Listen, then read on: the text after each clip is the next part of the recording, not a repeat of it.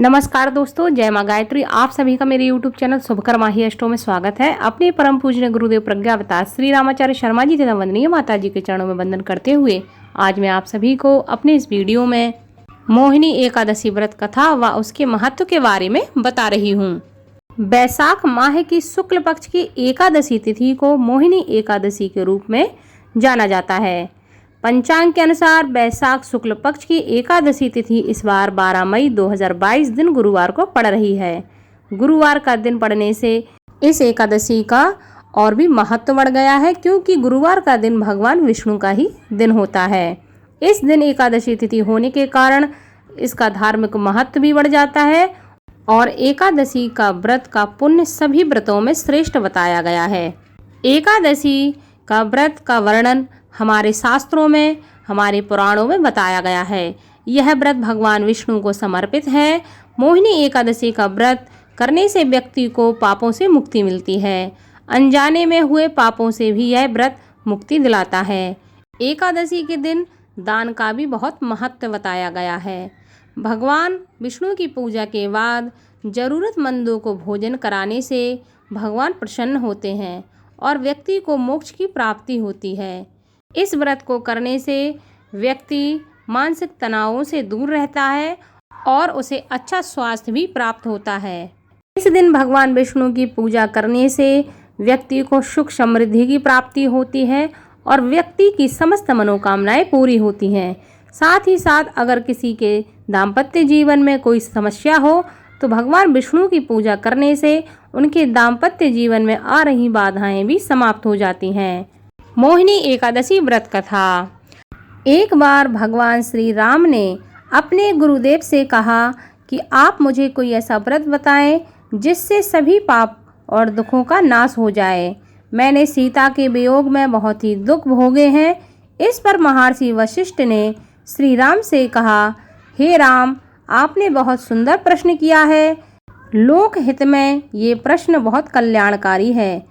बैसाख माह में जो एकादशी आती है उसका नाम मोहिनी एकादशी है। इस एकादशी का व्रत करने से मनुष्य के सभी पाप नष्ट हो जाते हैं और उन्हें दुखों से छुटकारा मिल जाता है। मैं इसकी एक कथा तुमको सुना रहा हूँ, उसको ध्यान से सुनो। सरस्वती नदी के तट पर भद्रावती नगर था। वहाँ द्युतिमान नामक चंद्रवंशी राजा राज्य करता था। इस नगर में हर तरह से संपन्न विष्णु भक्त धनपाल नामक वैश्य भी रहता था। वैश्य ने नगर में कई भोजनालय, प्यायु, कुआं, तालाब, धर्मशाला भी बनवाए थे। साथ ही नगर की सड़कों पर आम, जामुन, नीम के छायादार पेड़ भी लगवाए। वैश्य के 5 पुत्र थे, लेकिन उसका 5वां पुत्र खराब आदतों वाला था। वो अपने माता पिता और भाइयों की कोई बात नहीं मानता था। वह बुरी संगति में रहकर जुआ खेलता और पराई स्त्री के साथ रहना चाहता था। मांस मदिरा का सेवन भी वह करता था। इस प्रकार वह अपने पिता के धन को नष्ट कर रहा था। पुत्र के कुकर्मों से परेशान होकर धनपाल ने धृष्ट बुद्धि को अपने घर से निकाल दिया। अब वह अपने गहने कपड़े बेचकर जीवन यापन करने लगा। जब उसके पास कुछ भी नहीं रहा तो बुरे कामों में साथ देने वाले दोस्तों ने भी उसका साथ छोड़ दिया। भूख प्यास से परेशान धनपाल के पुत्र ने चोरी का रास्ता अपनाया, लेकिन वो चोरी करते हुए पकड़ा गया। उसे राजा के सामने हाजिर किया गया, लेकिन वैश्य का पुत्र जानकर राजा ने उसे चेतावनी देकर जाने दिया। धृष्ट बुद्धि के सामने चोरी के अलावा और कोई रास्ता नहीं था, तो उसने फिर चोरी की और इस बार भी वह पकड़ा गया। दूसरी बार फिर से पकड़े जाने पर राजा ने उसे कारागार में डाल दिया, जहां उसे बहुत ही दुख दिए गए और बाद में उसे नगर से निकाल दिया गया। नगर से निकल जाने पर धृष्ट बुद्धि वन में चला गया। वहां वो पशु पक्षियों का शिकार करके उन्हें खाने लगा और कुछ समय के बाद वो बहेलिया बन गया। एक दिन वो भूख और प्यास से व्याकुल खाने की तलाश में कौंडिन्य ऋषि के आश्रम पहुंच गया। उस समय बैसाख मास था और महर्षि गंगा स्नान करके वापस आ रहे थे। महर्षि के भीगे वस्त्रों के छींटे उस पर पड़ने से उसे कुछ ज्ञान की प्राप्ति हुई। तब उसने कौंडिन्य ऋषि से हाथ जोड़कर कहा, हे महर्षि, मैंने जीवन में बहुत पाप किए हैं। आप इन सभी पापों से मुक्ति का कोई उपाय मुझे बताएं।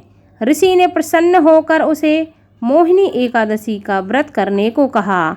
इससे सभी पाप नष्ट हो जाएंगे। तब उसने विधि अनुसार ऐसा ही किया। महर्षि वशिष्ठ श्री राम से कहने लगे, हे राम, इस व्रत के प्रभाव से उसके सभी पाप नष्ट हो गए और अंत में वो गरुड़ पर सवार होकर वैकुंठ चला गया। इस व्रत से मोह माया सबका नाश हो जाता है। संसार में इस व्रत से और कोई श्रेष्ठ व्रत नहीं है। इस व्रत की महिमा को पढ़ने या सुनने वाले से ही 1000 गोदान का फल प्राप्त होता है। ओम नमो भगवते वासुदेवाय नमः। यह थी मोहिनी एकादशी व्रत कथा व उसके महत्व की जानकारी। आपको अगर यह जानकारी अच्छी लगी हो तो प्लीज़ वीडियो को लाइक कीजिए, चैनल को सब्सक्राइब कीजिए और बेल आइकन को ज़रूर दबाइए और वीडियो को ज़्यादा से ज़्यादा शेयर कीजिए ताकि आपके साथ साथ आपके अपने भी इसका लाभ ले सकें। धन्यवाद।